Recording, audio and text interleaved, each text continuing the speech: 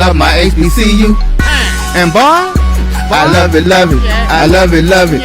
I love my HBCU. And man, I hope my team they won one. I hope my team they won one. Yeah, man. I hope my team they won one. I hope my team they won one. I tune into the HBCU Sports Lab to see if my team won or lost. If they lost, I'm quiet as a mouse. But if they won, keep tab. I'ma do the dab, yeah. Dr. Cavil, he know what he be talking about. Mike and Charles, they know what they be talking about. They compress the analytic data with the hip hop. If you know them like I know them, they gon' tell you if your team, if they won or lost, and who the ball. So listen to Professor, yes sir, and pay attention, cause he gon' teach a lesson. This is Dr. Cavil with Inside the HBCU Sports Lab with Mike Washington and Charles Bishop. Mike Washington is out on the office, but I got a boatload and full team ready for you today as we're going to go down and break down some of these games of the week this week as we are getting into action. Things are getting going. Second week for the mid-major, third week for the major division.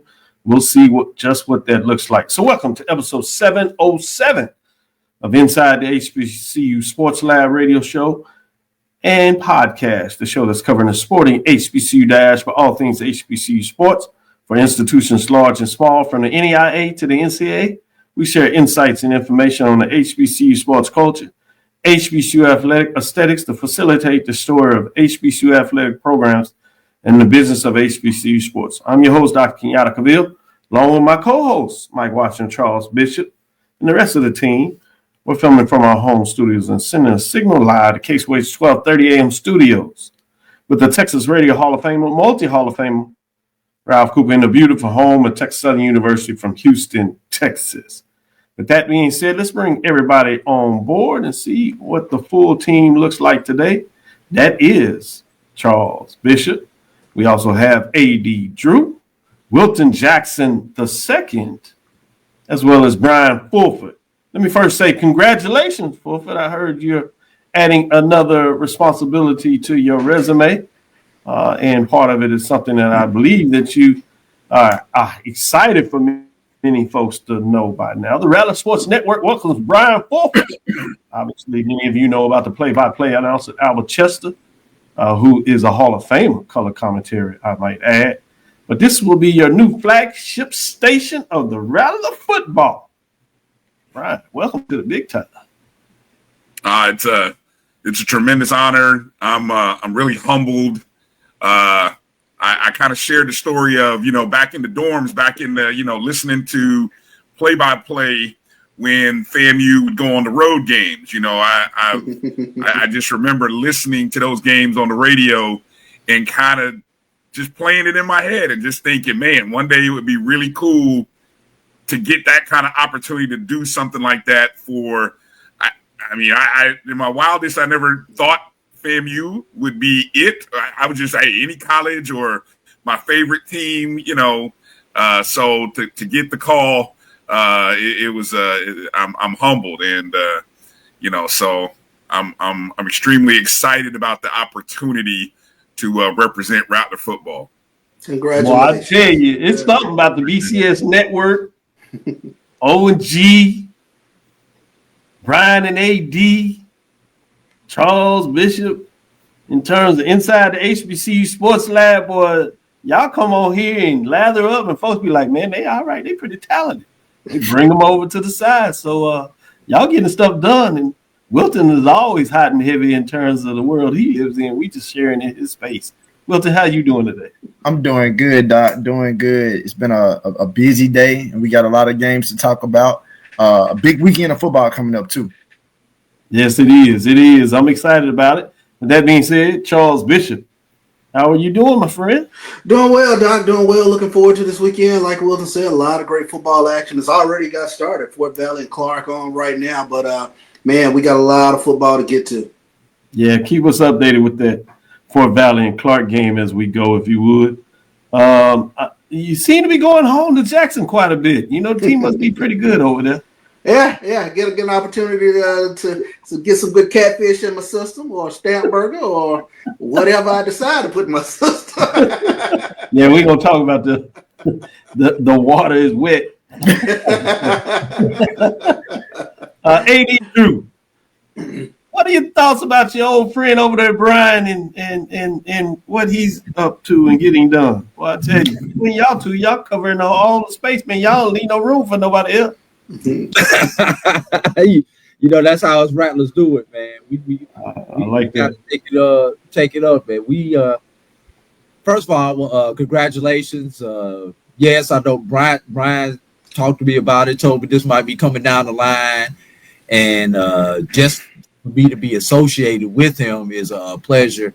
I want to say I think I had a little something to do with it because I've been his color man on a lot of broadcasts, right? And get it into this position. So I'm hoping, because I didn't fumble the bag when it was given to me, that it made him look better. So congratulations. And I just got one question for you, B. Is that the same shirt in the picture that you got on right now? Is that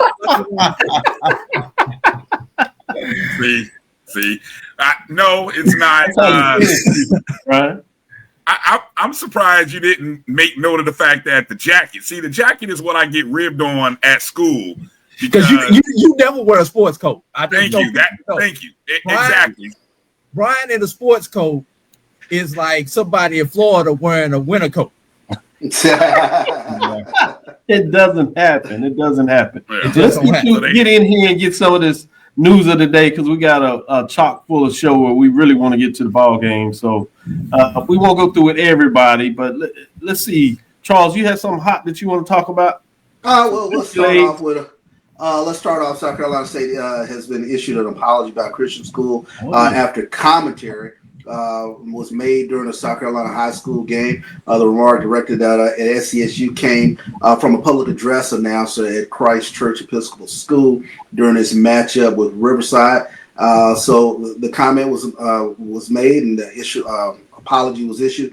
And South Carolina State, they responded, but with South Carolina State has stood for excellence, dignity, and opportunity for nearly 130 years. This comes from the president, Mr. Conyers. Our expectation is always that our students, alumni, and institution be treated with respect, and we appreciate the CCES leadership's immediate and decisive steps to address this matter. We are focused on moving forward in a spirit of understanding. So it brings up we're in a time and space right now with regards to this country that we need to be, vigilant on our HBCU campuses, as witnessed by a lot of activity today with regards to a lot of alerts going out. So. Yeah, we had some schools, to your point, that had to sit down. Some of them were shut down for the day, some of them until Monday, to make sure they had different threats that were credible, so they had to do what was necessary. So prayers up for all those involved. I think a couple of them were able to lift the threats, but still, you're right. We're in a position now where we must remain vigilant in terms of ourselves, our loved ones, friends, colleagues, and beyond that, our institutions in terms of HBCUs that we cover. So well said, and I appreciate you opening up from that perspective. Let me go to you, Wilton. What news do you want to bring to the table? Well, I'm just going to kind of bring back the top attended games from week 2 of HBCU football, since we got another big slate of games coming this weekend. As no surprise, Grambling State versus Ohio State had 100,624 in attendance. South Carolina State versus South Carolina had 79,705. Bethune-Cookman in Miami had over 60,600. North Carolina A&T versus Central Florida generated about a little over 44,000. Texas Southern California had about 35,898. The Jack State versus Southern Miss game generated a little over 32,000. Norfolk State and Virginia State generated 22,396. Mississippi Valley State versus Tarleton State generated 21,330. FAMU versus Florida Atlantic generated a little over 21,000, and North Carolina Central versus Old Dominion generated about 18,111. Interesting. The only FCS matchup on there is number 8, Mississippi Valley State and Tarleton State. You do have an HBCU matchup that comes in at 7, but it's a major division versus a mid-major, meaning FCS versus Division II, sitting at 22,396. So fascinating when you kind of see that. I'm glad you broke that down. Let me go to 80 Drew and see if there are some items that he wants to talk about. Well, I'm not going on script, which is nothing new for me. But I was just thinking about it. Obviously, not obviously. Some people don't know that I'm already in New Jersey as we prepare to play Howard this weekend for the HBCU NY Classic. And when I was in the lift heading to the hotel today, and I just looked to my right, and I shared the picture in our group chat. It's like, damn, it's been 24 years. And I just pulled out my phone and snapped it. And those who do not know what I'm talking about, today is 9/11. Mm-hmm. So it's been 24 years. And for me, it just kind of clicked on me because I lived in Manhattan for a little while prior to the attacks in 2001. So I saw what Manhattan used to be like. So it was just kind of a surreal moment for me. Just looking across from the Jersey side to lower Manhattan. And then when I get to the hotel and start opening things up and text alerts and phone calls and stuff, we got all on the anniversary of 9/11, we got all this crazy stuff happening on reportedly up to 15 HBCU campuses, including getting an alert that a threat may have been on my own campus, being Morehouse. Come to find out, it was on the CAU side of the AUC, not on the Morehouse side of the AUC.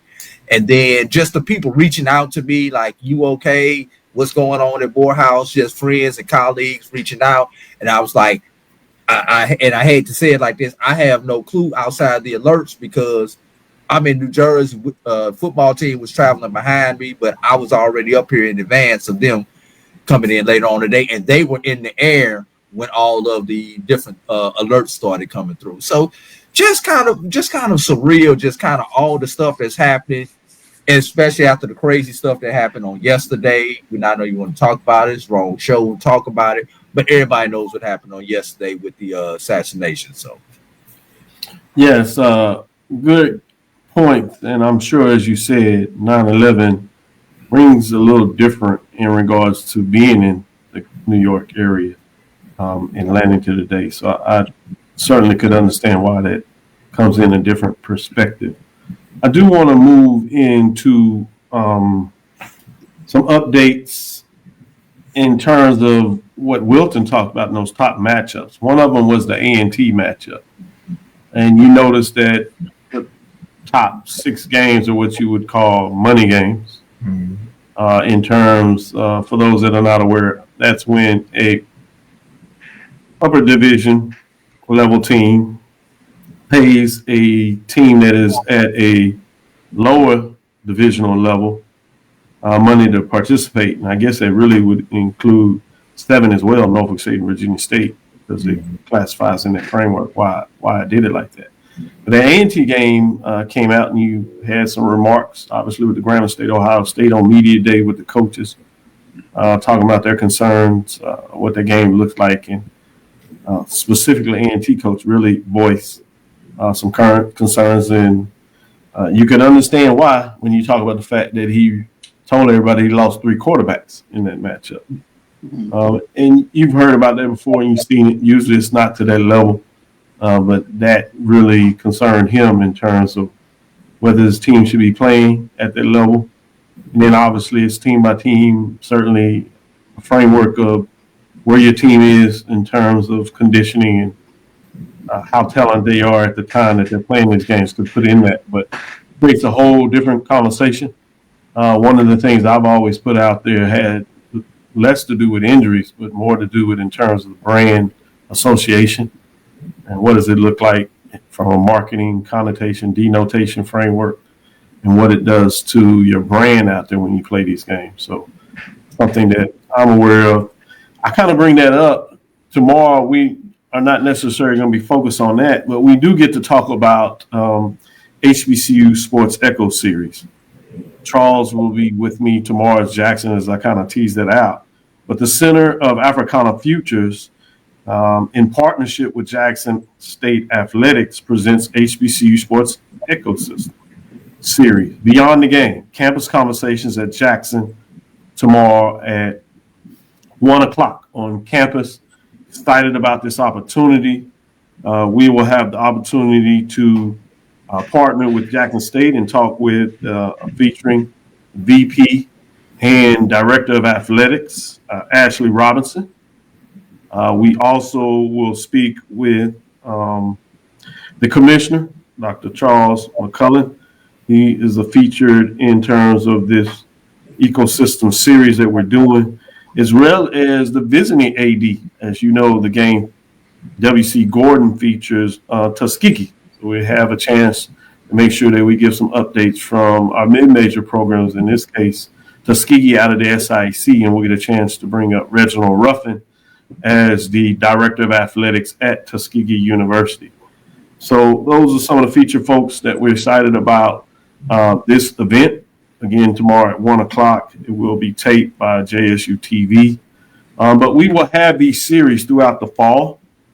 In October, we're scheduled to go to Norfolk State. And then in November, we're scheduled to go to Alabama State. And then we'll culminate with the event in Atlanta at the Celebration Bowl. So hopefully we're able to bring a diversity of athletic directors, individuals, influencers, different components of what we call the HBCU Sports Ecosystem, and give some insight as we will be speaking to students, mid-management employees, executives as well, to talk about, in many ways, the state of HBCU athletics and what it looks like for those that are interested in to get into this, or why they may consider this as a career path, to educate fans and those followers of what we're doing in this landscape and why is it special to us, historically, where it comes from and beyond. Obviously, we'll talk about some of the modern things in terms of NIL and other components of the game, if you would. And so I'm excited about this opportunity to partner with these institutions to bring this to, most importantly, the students on those particular campuses and other individuals beyond it. So don't be surprised if you see some of our partners right here on BCSN as they make the round and trying to join us and seeing what that looks like. But I did want to share that as we close out this first. Cavil, AD Ruffin just sent a text and told everybody who plans to attend, make sure you buy your damn ticket to his session. I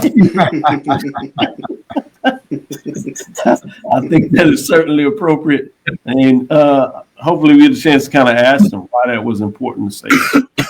And obviously we joke because we care, and we know how important it is. But you're absolutely right. You need to buy your ticket to his session, my session, a lot of other sessions, including the game, in terms of what that looks like. But we're opening this up at no cost to students, so we'll see what that looks like as we move forward. With that, let's go into our first break, come back on the other side. Let's get into what we do here, which is talk about these matchups, some of the key coaches and athletes involved, and what you think things will look like after week 3 on the major division, week 2 on the mid-major division. Yes, Brian, we separate the two. We know you have a concern about what week it is, but we figured it out on this side. We'll be right back after this first break. Get ready for the inaugural Unity Classic, Saturday, September 13th at Nathaniel Glover Community Field and Stadium. It's a clash of the Virginia Union Panthers of the CIAA and the Edward Waters Tigers of the SIAC, plus an HBCU band battle between the Edward Waters Triple Threat Marching Band and the Virginia Union Ambassadors of Sound. The inaugural Unity Classic goes down in due fall.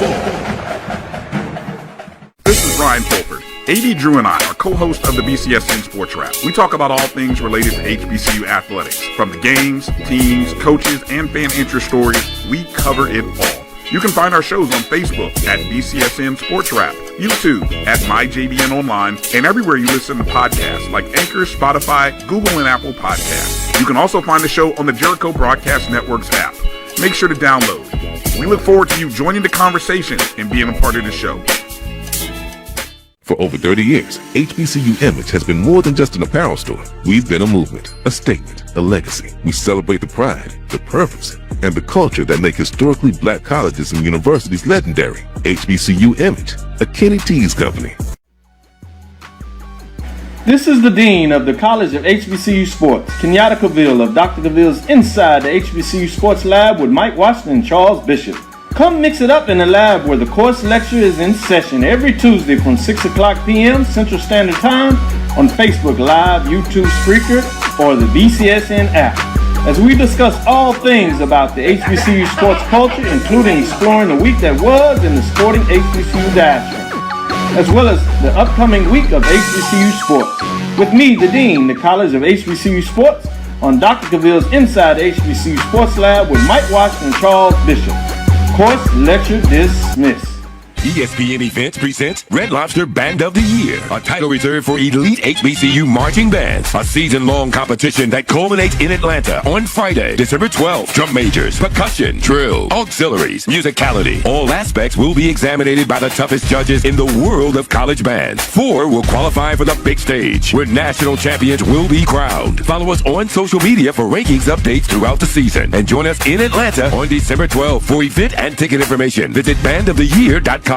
Compress the analytic data with your hip hop. If you know them like I know them, they gon' tell you if your team, if they wanna lose, and who the ball. So listen to Professor, yes sir, and pay attention, cause he gon' teach a lesson. This is Dr. Cavil with Inside the HBCU Sports Lab. We're here with the professors. It's Professor Jackson II, Professor Bishop, Professor Fulford, and Professor Drew. With that being said, let's see what they're going to profess today, a lecture about, maybe teach us if that is feasible. Let's get into this first matchup since we kind of talked about it in regards to the HBCU lecture series. Let's get into this first one. Historic in terms of the brand names. Obviously, the records are not bad as well. We have number 4 at the mid-major level. Tuskegee Golden Tigers sit at 2-0, 1-0 in the conference race. They're on the road in Jackson, Mississippi. Always a tough place to play, particularly as of late. You have the number 1 major division, Jackson State Tigers, sitting at 1-1. Let's see who wants to tackle this first. I know, Charles, you got the cheat code, so we're not going to go to you. Wilton, we already know what your thoughts are. So I'm going to go to Bryan. I'm going to go to Bryan and see what Bryan has to say, what he's going to mix up a little bit. He's our special guest today. So let's let Bryan get the introduction in terms of being the first one to speak about a football game this week. In week number 3, or week number 2, just depending on which angle you want to take, Bryan.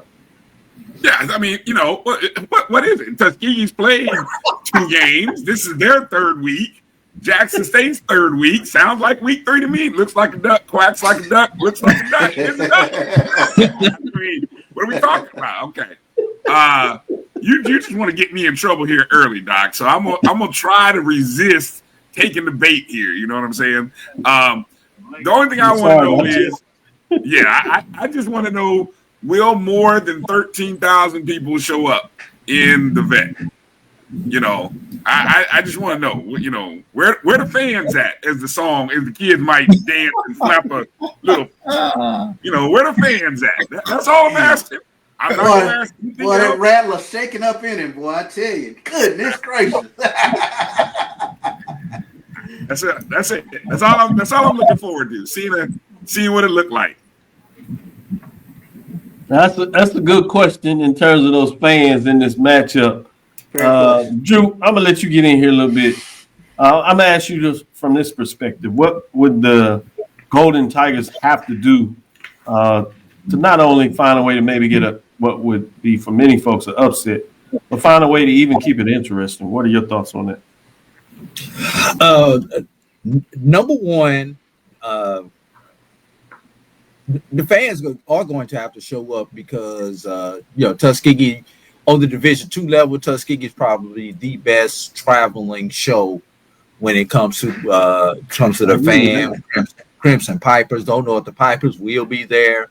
The Boom is going to allow the Pipers to come in and play ball and parlay on their house. We have to wait till Saturday to see that.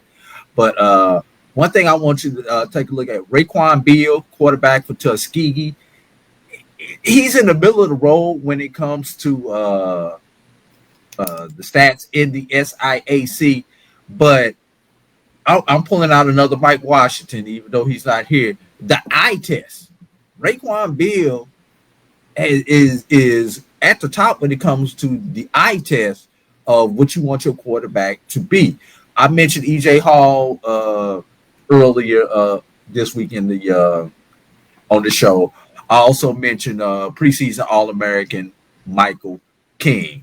One thing Tuskegee is going to have to do is they're going to have to get their run game going, because when you're in a game like this, you have to shorten the game. The one way to shorten the game is control the clock on the ground. 13 teams in the SIAC. Tuskegee is number 11 in rushing, only averaging 77 yards a game. That will not get it done against a Jackson State team. So they're going to have to control the clock. They are going to have to force a turnover or two somewhere, somehow, or get a special teams play, a punt return for a touchdown, a block punt. They're going to have to get something that's going to swing the momentum their direction, because, it's tough. Some people from Jackson State remember the Comedy Bowl back in 2017. That's when Tuskegee beat not one, not two, but 3 SWAC East opponents. Just want to remind everybody about that. So, but this is not your granddaddy's Tuskegee. Good stuff. Good points there. Good, but not This next game as we move it along. I'm gonna let Wilton, this is where you get a chance to get in here. I want to see if there's any thoughts you got on this. This is number 2. This ends up being a MEAC SWAC challenge of sorts, if you would. Bethune-Cookman Wildcats find themselves on the road coming into this matchup of 0-2, struggling a little bit of late, but those were against FBS competitions. One of them was to a top 25 program in one of the Power 4 conferences. But they take on number 2 South Carolina State Bulldogs that had their own matchup against a top 25 program in South Carolina, the state in terms of the Bulldogs, played in most people's eyes well in that matchup. What do you think about Bethune-Cookman Wildcats on the road at number 2 South Carolina State Bulldogs?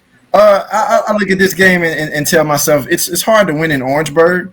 And with South Carolina State, this is a team that they're flying under the radar a little bit in the MEAC this year, although they were the team to play in the Celebration Bowl last year. Of course, all the attention right now is going to Delaware State and Norfolk State, obviously, with Deshaun Jackson and Michael Vick as their head coaches. But don't sleep on the fact that, like, South Carolina State is still a quality and a solid team and still a front runner to repeat coming out of the MEAC. And so in thinking about that, honestly, I want to say that this is going to be a really, really close game, but I really feel like the South Carolina State playing in Orangeburg is going to put their stamp on this game somewhere within like the second quarter for sure. And I think that they pull away. When I say pull away, not necessarily saying it's going to be a blowout, but I definitely think that they secure the win and move on and look forward to next week. Dr. Cavil, update. About 14 minutes ago, Fort Valley just went up on Clark Atlanta 7-0 in the second quarter.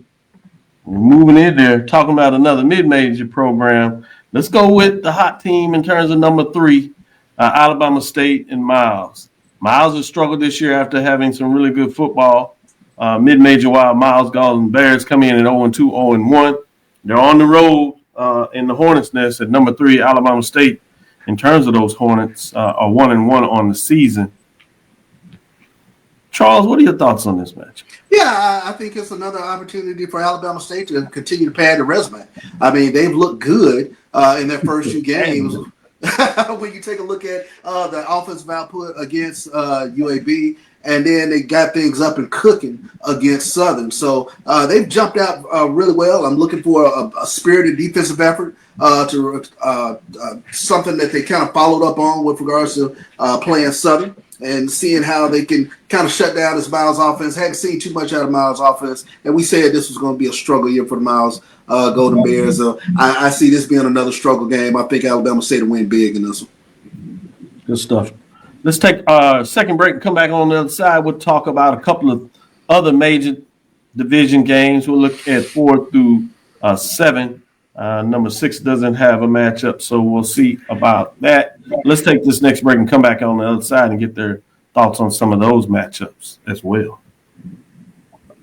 For over 30 years, HBCU Image has been more than just an apparel store. We've been a movement, a statement, a legacy. We celebrate the pride, the purpose, and the culture that make historically black colleges and universities legendary. HBCU Image, a Kenny T's company. ESPN Events presents Red Lobster Band of the Year, a title reserved for elite HBCU marching bands. A season-long competition that culminates in Atlanta on Friday, December 12th. Drum majors, percussion, drill, auxiliaries, musicality. All aspects will be examined by the toughest judges in the world of college bands. 4 will qualify for the big stage, where national champions will be crowned. Follow us on social media for rankings updates throughout the season. And join us in Atlanta on December 12th. For event and ticket information, visit bandoftheyear.com. The human voice has always connected audiences with experiences. Major brands all across America have trusted Kever's voice time and time again. Conversational, powerhouse, intelligent, and sincere. That's the voice you need for your creative marketing process. KEAVERSVOICE.com. Kever's Voice, Kever's Voice, KeversVoice.com. Always on, all the time. The Cavil Group is a Florida-based marketing and training consulting firm. We help businesses communicate to their target audience and engage them in conversation. We also help to expand their audiences, which will ultimately result in growth for those organizations. In addition to being a certified constant contact specialist, my colleagues and I are also certified in John Maxwell Leadership Principles. We use these proven principles to conduct workshops, training, and private coaching sessions for individuals and companies looking to take things to the next level. Contact us to schedule a free consultation. Issues today, don't delay, call Cavil.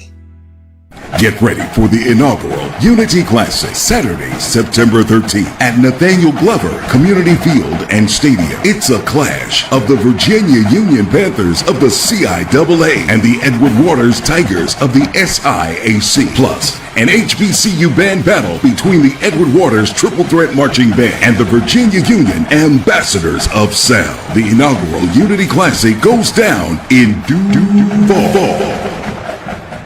Compress the analytic data with your hip hop. If you know them like I know them, they gon' tell you if your team, if they wanna lose, and who the ball. So listen to Professor, yes sir, and pay attention, cause he gon' teach a lesson. This is Dr. Bill with Inside the HBCU Sports Lab. Let's get right back into it and look at going into number 4 matchup. I'm gonna go to you, Drew, in terms of this matchup here. This is Fayetteville State Broncos come in 0-2. They are struggling. Many thought they might have a bounce back season, but it's a little early and not so far. But they had number 4 North Carolina Central Eagles that are 1-2 on the season after opening up things in the MEAC SWAC Challenge. That's the Cricket MEAC SWAC Challenge. They've stumbled a bit.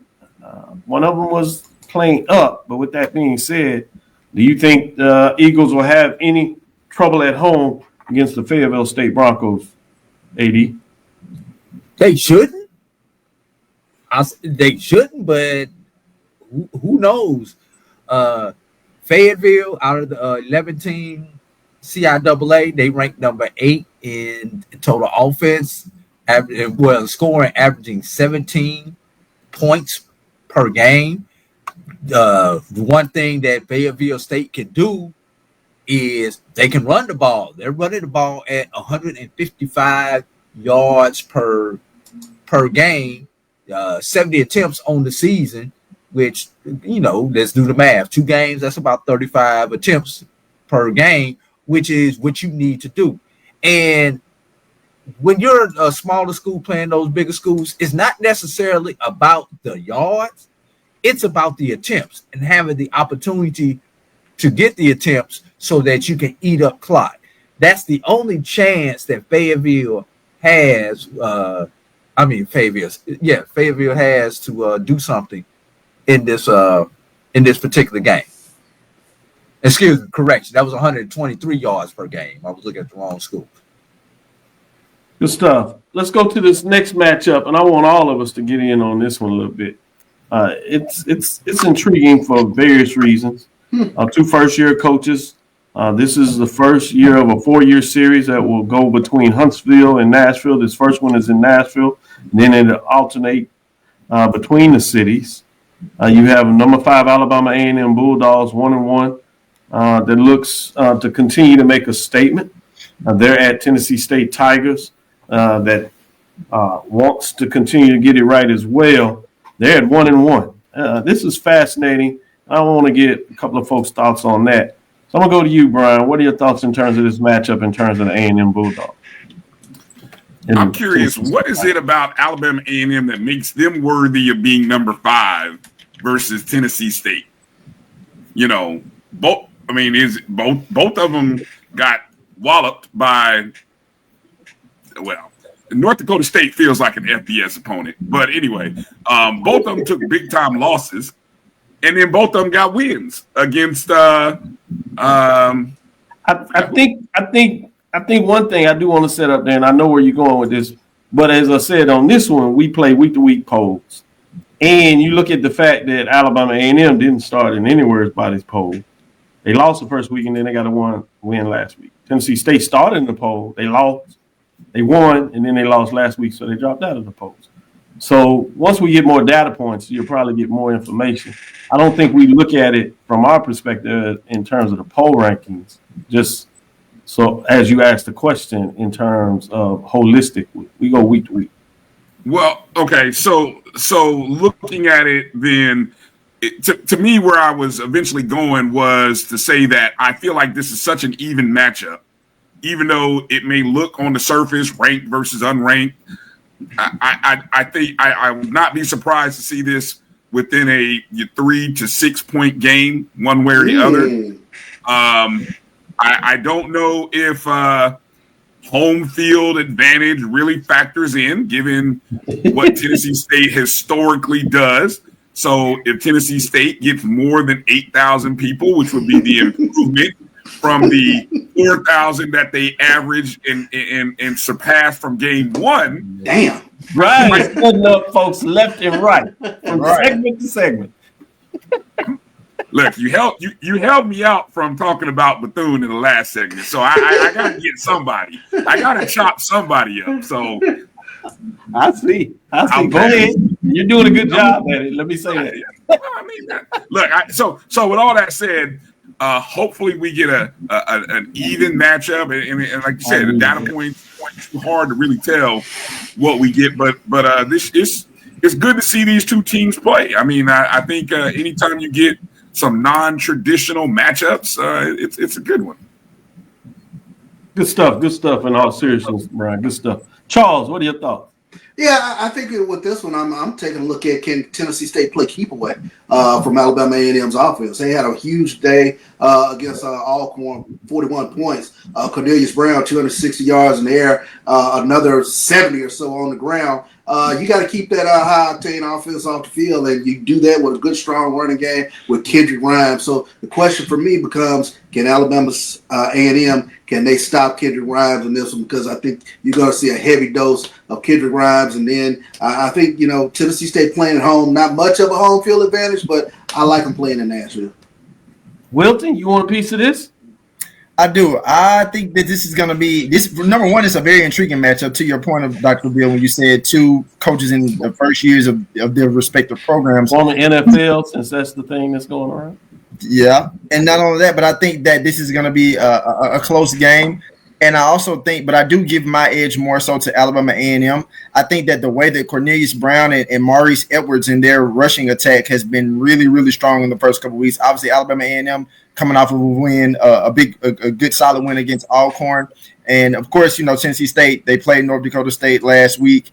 And then they inched by North Carolina A&T. And I was thinking about that as Brian was just talking about which team puts, a team at number 5 versus being unranked. I guess because we don't really know what North Carolina A&T is really going to look like. Losing 3 quarterbacks, so even if they're going to be okay, Yeah. Exactly. So I give a little bit more credit to A&M, and I think that as long as A&M can continue to move the ball the way that they have, I feel like the defense is going to be able to make plays and do what they need to do to be able to at least slow down Kendrick Grimes, because I don't think there's a team that will actually just shut him down. And I think the other pause with Tennessee State, and again, they played North Dakota State last week, is this quarterback situation. Who's going to be the guy? Who's going to be the main guy? And, we've said this before. Every team needs a solid quarterback. And if you don't have a solid quarterback in your offense, then you're probably not going to win very many games. So I'm giving my edge to Alabama A&M. I'll take that. Good points. Unless, A&T is hiding the defense that we saw with Alabama State last year. Maybe they can bring in a wide receiver. No, Brian's like, no, never mind. All right. AD Drew, I'm going to give you a chance to talk about this matchup as well. Hey, Brian, remind me, who did Tennessee State get their win against? Let's pick on Brian Day after Brian picks on everybody. I know, right? I got you since he don't want to answer you, AD Drew. That's a good point, Drew. That's a good point. Good point. You say, all right. And who did Tennessee State lost to technically an FCS program, whereas Alabama A&M's loss was to an FBS program. So technically, Tennessee State's loss is to a peer, and I keep saying technically because we know North Dakota State is not your average FCS. Speaking of them not being your average FCS, the question we need to ask about Tennessee State is how they'll be just like if they were coming off of a FBS opponent. So that's why you have to lean towards Alabama A&M despite being on the road in this particular matchup. Alabama A&M came off of I won't say a convincing victory, but they pretty much had that game in hand against Alcorn. It was competitive, but A&M controlled it. So A&M on the road, double digits. All right. In terms of this next matchup, obviously we won't have Drew get in here because he's putting in work. Literally, he has. Let me cut my camera off. You don't have to cut it off. Yeah, no, because we might talk bad about somebody, so you might want to cut it off. I just want to hear this. Last show, our last victory was 1992 when we won 7-0 against Howard in a monsoon. That was the game of the was season. Sophomore at Jackson State, didn't you? Yes, that was our last victory against Howard. Now I'll remove myself. I'll ask you, gentlemen, these. Is there any way Morehouse can win this game? Yes or no? Brian? No. Wilton already shaking his head. Absolutely not. Yeah, Miles Scott will have to play out of his head, but no, I don't see it. Yeah. Even if Miles Scott had a perfect game, they wouldn't win this game. Yeah, exactly. Let's go to our next one, which is another major division game. Fort Valley had the ball on about that 7-yard line. Bad snap by the center in the gun. Ball wound up in the end zone. Fort Valley landed on it, but it was for a safety. Score is 7-2. 12:33 remain in the second quarter. Good update. Thank you. Man, Brian, he coming for your job.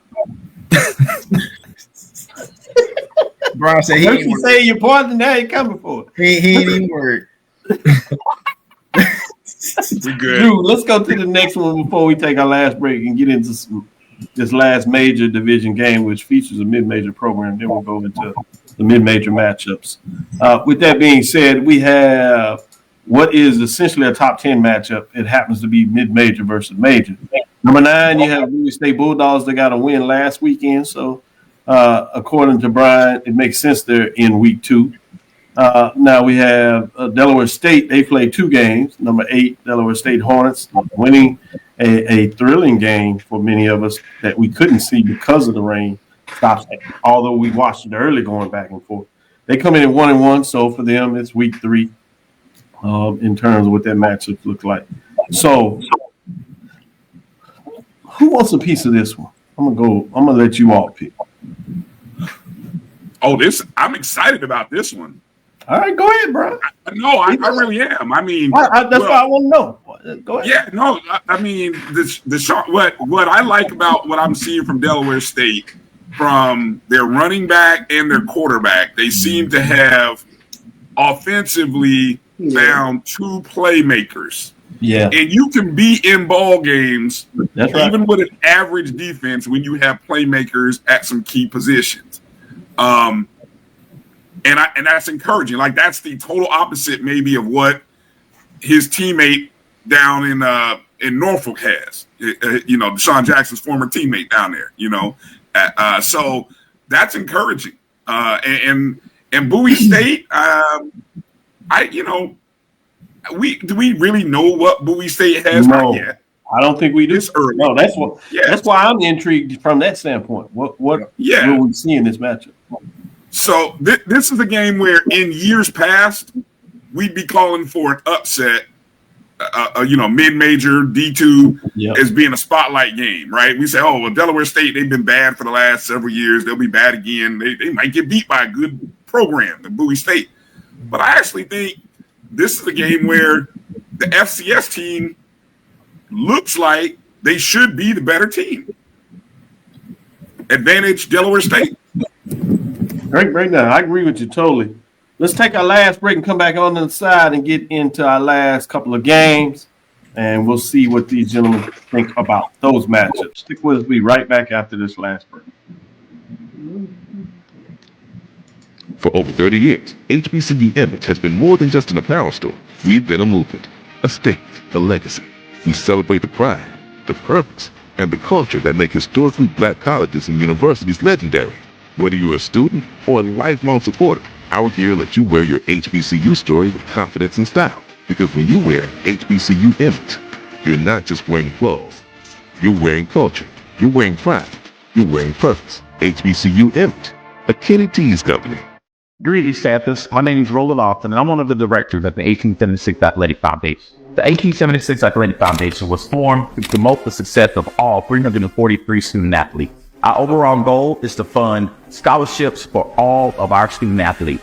We ask that you help us in achieving this goal by donating to the 1876 Athletic Foundation via the QR code below or 1876.foundation.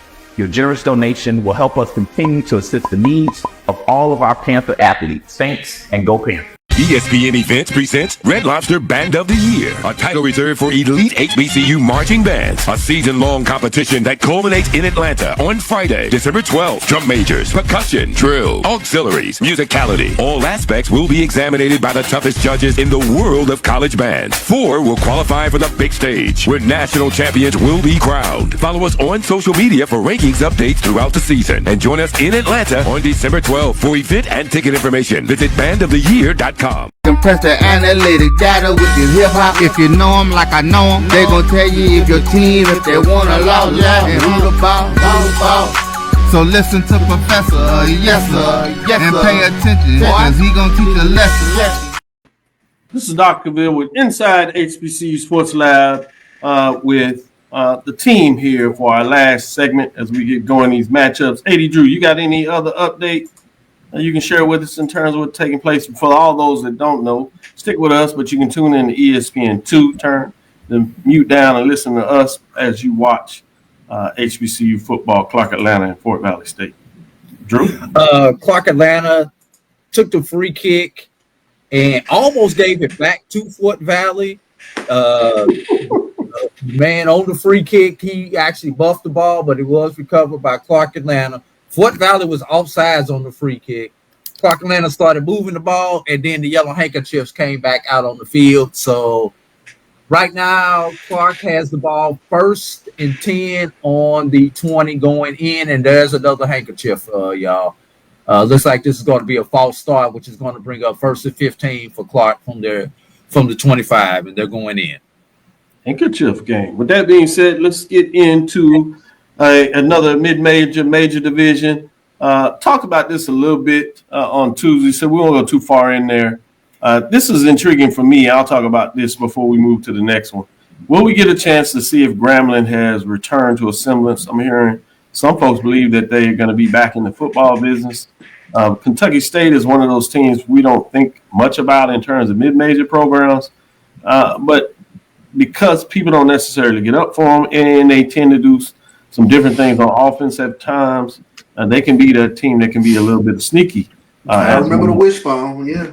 Exactly. So I'm kind of fascinated from that perspective. Will we get any further indication that Grambling is taking the next step and we need to keep another eye a little closer on Grambling, or will we say, all right, Kentucky State may be the team we need to keep an eye on? With that one being said, this is one that I think all of you all might want to get a piece of from this perspective. Let's go to that next game. This one is a top 7 matchup between CIAA and SIAC. Trophy game from this perspective. Whoever wins this will win the series between the SIAC and the CIAA. Both conferences teams have won 3 apiece. So this is a follow-on. But what's even more special about this is a top 7 matchup. Both teams come in undefeated. We know what we think Virginia Union Panthers are, that they will be in the mix. They had solid win earlier, but they've only played 1 game. You have Edward Waters. They played 2 games. Both of them have been conference, and they've looked pretty good in both matchups. So they are 2-0 in those contests. And with that being said, I'm intrigued in what these gentlemen have to say about that. Charles, you want to give us some thoughts in terms of this 1 versus 5 matchup? Well, yeah, it is intriguing, especially when you take a look at Edward Waters with Noah Biden behind center, and the fact that he can put the ball up and he can sling the ball around a little bit. But what this game comes down to me is, does Edward Waters have the ability to stop Curtis Allen and stop Virginia Union's running game? I think that's where the crux of this game lies, and then I still like Virginia Union's defense to go out there and get after Noah Biden a little bit. So I'm going to go with Virginia Union, go down to Jacksonville and go get the win. Oh my, Wilton. I'm going to lean towards Virginia Union. Coach Parker and what he's doing with their program, I mean, they're essentially, it feels like they're just kind of reloading in a way. So you see this, both of y'all see this almost as a program type of. Go ahead. Absolutely. Not only that, and I don't even give this credit to Noah Biden, because I mean, for those of us that remember when he was at Southern, to see what he's doing now, like it's not necessarily a surprise. So it's good to see that he's taking those steps and leading an Edward Waters program that, like I said, off to a 2-0 start. Like this is a offense that if he's going, they're going. And so you have to, give credit to Brian Jenkins and what he's doing with that program. But I definitely think Virginia Union comes out of this with a win. Good stuff. Brian, you want a piece of this? Oh, I think 100%. This is a prove it to me, show me game for Edward Waters. We know Virginia Union can go on the road and win big games. I don't know if Edward Waters has shown themselves in these type of matchups to be at that level yet to get the win, or that they can, keep it all together. New coach, new quarterback. So this will be interesting to see. And I'll tell you, Edward, I'm saying this less about Virginia Union, but I think if Edward Waters wins this game, watch out in the SIC. Got a new. I think they're win, for sure. 100% legitimate contender to be there in the SIC championship game if they get this win. Even if they play well and lose, I think it'll say something about where they're at. So, but I got Union winning this. I like that. You had me even more interested in this. Good breakdown. Drew, you give some final thoughts on this matchup? Obviously, this is going to be a conference biased opinion. Just want to make sure everybody understands this. Because we Commissioner Holloman made it a point that we had to get this conference series back. Edward Waters, number 3 in the SIAC currently in offense, with at 337 yards per game. Number 1 in defense, 197 yards per game. Number 1 in the SIAC in forced fumbles. So, and Brian, Edward Waters does not have to be at that level when you're playing at home. They have to be at a level when you're playing at home. You have to be at that level when you're on the road in these type matchups, Brian. All they have to do is compete at home, and they give them themselves a chance, especially if the heat is typical Jacksonville heat and humidity with the 4:00 kick. Oh, and update. Zy McDonald hits Ronnie West at the back of the end zone for a 13-yard touchdown, 8:58 remaining in the second quarter. Clark Atlanta 9, Fort Valley 7. Okay, we got a good one. With that being said, let's go to this number 2 team. I'll ask you from this perspective. Anybody believe that Golden Bulls will not get this done? No, it's silent. Elizabeth City. Wait, hold on, Dr. Cavil. Elizabeth City, one of the top rushing teams in the CIAA. They will have to shorten the game. Elizabeth City as a team will have to go for over 2 bills to give themselves a chance. To give themselves a chance. I didn't say they was going to do it. But that's so you're saying there's a chance? No, there's no chance. If they could get 2 bills on the ground, they have a chance. I love it, Andrew. That's how to get in there and make sure people understand how it must happen. Let's go to a number 18, Benedict Tigers, Central State Matadors. This is intriguing to me. Can anybody tell me, do they think Benedict Tiger is back to some level of what they were 2 years ago? Defensively, they are. Yeah, that's about it, though. Yeah. You don't see it on the offensive side, Will? Not yet. No, it's still too soon. Yeah. So they'll get this victory, but it's not enough to get us to think about it. Well, let's go into it. One touchdown in the last 90 minutes for Central State, Dr. Cavil. One touchdown in the last 90 minutes. Well, let's move on past this SIAC game. Let's get back into some SWAC matchups. This first one is still going to keep us in the SIAC. This is Albany State Golden Rams, Florida A&M Rattlers. Obviously, if you watched ONG Strike Zone, you got a chance to kind of get in a little bit of this among some other talk that they talked about as well. Albany State Rams come in at 1-0, while FAMU Rattlers come in 0-2. They have played the FBS program in terms of one of their matchups there, so you must consider that. With that being said, I'm going to start with you, Wilton. So when I think about this game, I'm going to be honest. In previous years, we've been talking about FAMU. Sorry, Brian. We've been talking about FAMU, Jack State, Alabama State, kings of the SWAC East, but potential contenders for SWAC East crown, SWAC championships, all of that. Right now, in the first couple of weeks of what I've seen from FAMU, that's not what I see. And I am a little alarmed. I'm not gonna lie to you. So when you have an Albany State team that comes in, looks very solid, they've won 2 games. They have a lot of talent on that team as well. This is intriguing for me. I know they're playing at Bragg, and I'll be the first person to say it's hard to win at Bragg, which it is. But if FAMU is looking the way that they've looked in the first couple of weeks, there is a possibility. A possibility that Albany State could find a way to get a win. Not to mention Albany State coach, we know the historical ties to FAMU. Albany State has a very, very solid crew on defense, of course, too. So what FAMU team we're going to see, I hope it's one that's energized, because I was reading a story today in the Tallahassee Democrat, shout out to Gerald Thomas, and it was talking about Coach, how he said he wanted to evaluate all positions after this last game. So you're saying Jet Petty will see action in this game? Potentially. Okay.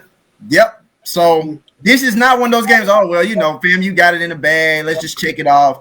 You want to tune into this game just to keep an eye on it. Just to keep an eye. Charles, where are you with your eye this weekend? I'm a little scared with regard for FAMU, especially if Isaiah Knowles gets up and going in this game. We know he can sling it around. He's accounted for 7 touchdowns last week. But, I just need to see some stability out of FAM's offense. I know they got playmakers, but you got to have a trigger man, and you got to have a trigger man to get them the ball. So that's one of the things I'm going to be looking for in this game. I think FAMU will win the football game. I think you're going to have to rely on the defense to kind of create a turnover. And then, at some point, I think the offense does get on track, and they start looking like the FAMU that I expect them to look like. With that being said, Bryan, I know not only are some folks looking for a quarterback, but also some folks want some consistency from the wide receivers to make sure they hold on to the ball. I'm going to ask you from this perspective.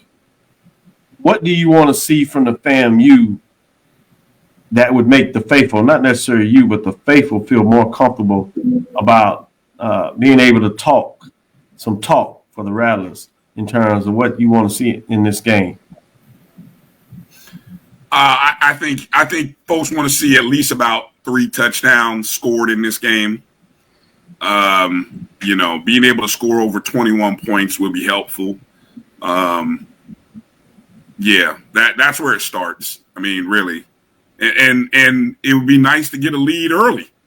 FAMU has not led early in the first quarter, so that too would go a long way towards easing the worries and concerns by halftime.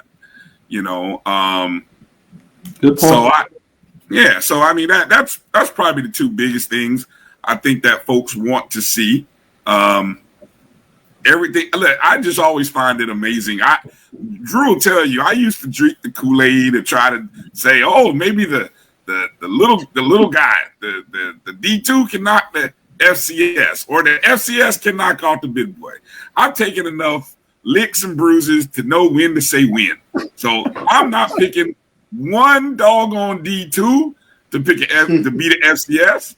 The same way I'm not picking one FCS to beat a FBS. Not doing it. I've taken enough licks. I've been in the cut long enough. I'm good.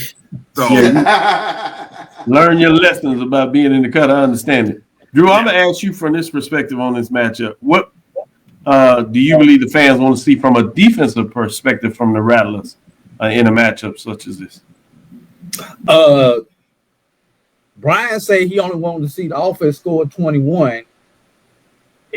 You want to see your team win by 21 or more, not just score 21 when you're playing a Division II opponent, Bryan. Which means we got to see the defense give up under 40 a game, because that's what it looked like they're doing every game. We want to see the defense hold the Albany State running game at bay and keep them to third and long predictable situations, because they are averaging 240 yards on the ground.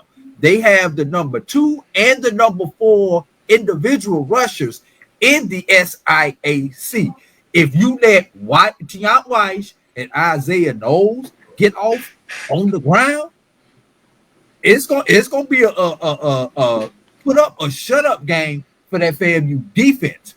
That's what it's gonna be. And if they get shut up or shut out, as I like to say, it's gonna be ugly in T-Town. That's fair. That's fair. Let's go to. I agree with you, Bryan. That's fair. Let's go to this next matchup. Southland SWAC matchup again. So that brings some framework to this game that we've seen over the last couple of weeks. This one becomes more intriguing. Lamar Cardinals are 1-1. They got a big win and jumped in the top 25 FCS poll. While Texas Southern Tigers are 0-2. We saw that last play lost to Prairie View. And then they went to California and played a Power 4 conference. Looked pretty good for a half for most folks in terms of what they did, at least defensively, for sure in that matchup. So I'm fascinated. This is a Texas Southern Tiger team that most people believe they should have beat Lamar last year on the road. They get them at home. Charles, tell us a little bit about what are your thoughts in terms of the Tigers in this matchup?